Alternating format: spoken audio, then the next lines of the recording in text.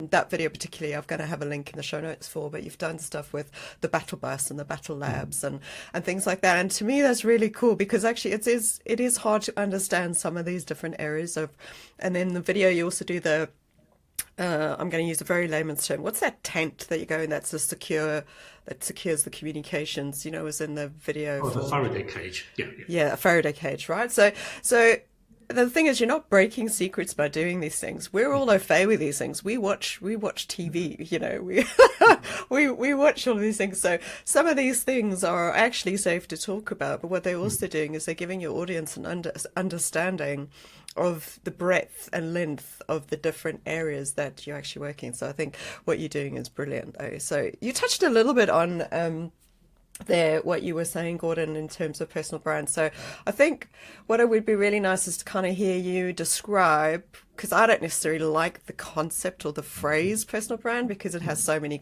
bad connotations for people. But actually, I want to shine a light on actually there's some really good, fun and very comfortable things around this concept that we can get used to.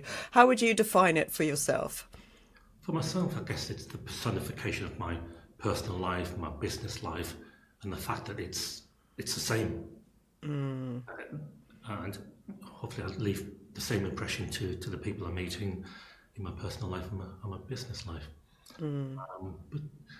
But the kind of definition of it's how you make people feel. It's what they say about you when you're not in the room.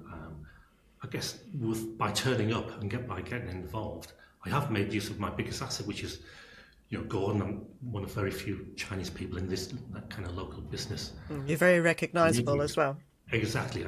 So from a position where I didn't want to be seen, and being seen wasn't dangerous per se, but it wasn't great back in the 80s, to a position where actually I recognized by just turning up, people will connect me, my face, to the brand, to the posts on LinkedIn, and that's how I built that kind of personal branding along the way.